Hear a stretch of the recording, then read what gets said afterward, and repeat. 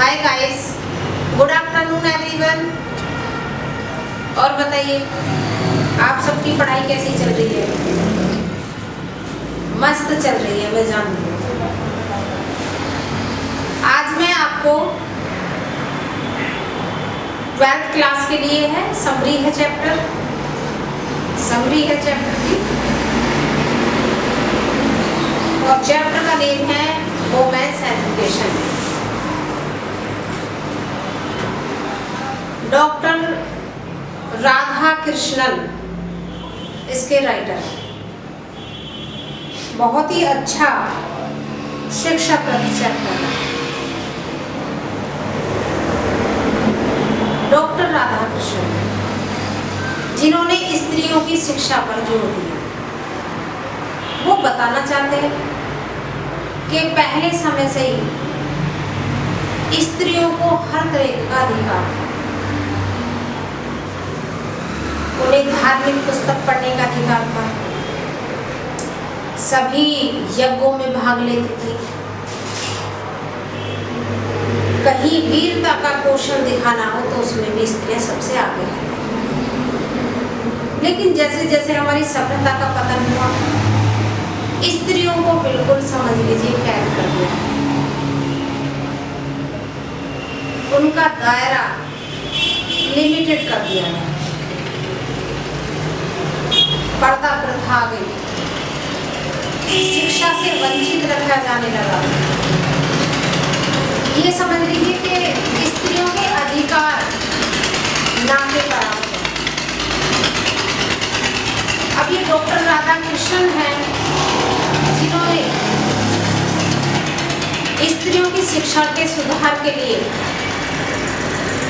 अपना योगदान दिया और मार्गदर्शन किया। उन्होंने बताया कि स्त्री की जो शिक्षा है वो कैसी होनी चाहिए, विस्तृत। उन्होंने बताया कि यदि एक स्त्री घर में पढ़ी लिखी होती है तो समझ लीजिए वो कम से कम हमारी 3 पीढ़ियों को सुधार देती है। स्त्री शिक्षा पर उन्होंने पूरा जोर दिया, क्योंकि स्त्री जो होती है घर को चलाने वाली होती है। अगर वही अशिक्षित होगी तो घर क्या, समाज क्या, सब जगह अंधेरा होगा। और यदि वो पढ़ी लिखी है तो समझ लीजिए हमारा देश, हमारा समाज तरक्की करेगा। अब उन्होंने क्या बताया कि शिक्षा का उद्देश्य क्या होना चाहिए? शिक्षा का उद्देश्य होना चाहिए एक, लक्ष्य एक होना चाहिए। ये नहीं कि अगर डॉक्टर ना बने तो इंजीनियर बन जाएंगे और इंजीनियर ना बने तो डॉक्टर बन जाएंगे, तो क्या होता है, वो किधर का भी नहीं रहता। तो उन्होंने बताया कि शिक्षा, सही शिक्षा वही मानी जाएगी जिसमें आपका उद्देश्य एक हो।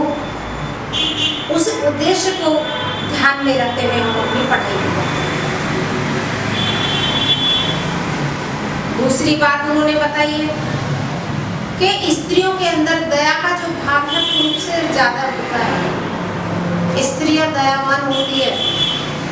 उन्होंने ये भी बताया कि यदि स्त्रियों के अंदर दया ना हो तो हमारे समाज का पतन होगा और विकास इस समाज का हो जाएगा।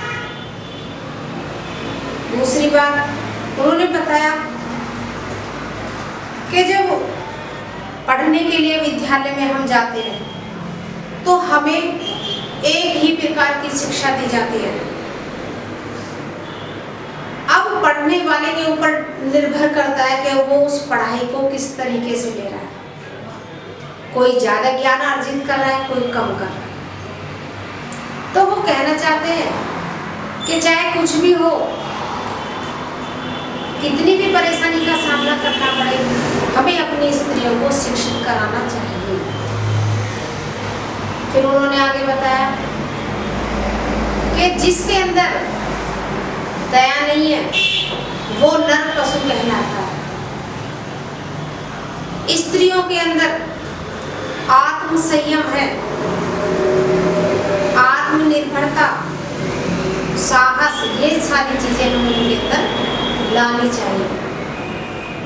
यानी हर तरीके से वो कहना चाहते हैं कि हम यदि अपनी स्त्रियों को शिक्षित कराएंगे तो हमारे देश का विकास होगा और ये गुलामी की बेड़ियों से हमारा समाज मुक्त होगा और एक अच्छे देश का निर्माण होगा।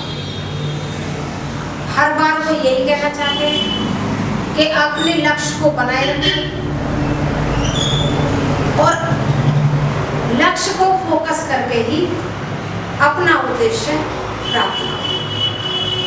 तो डॉक्टर राधाकृष्णन ने स्त्रियों की शिक्षा के ऊपर इतने विचार दिए हैं।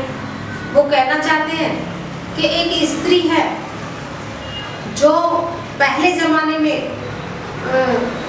धर्म ग्रंथों का अध्ययन करने का अधिकार था और यज्ञ करने का अधिकार था, उपनयन करने का अधिकार था, लेकिन समय के साथ साथ वो चीज खत्म होती चली गई। फिर से इस समाज ने सांस लिया दोबारा से और स्त्रियों को जिस अधिकार की वो हक अधिकारी है वो अधिकार उन्हें शिक्षा के माध्यम से ही मिला।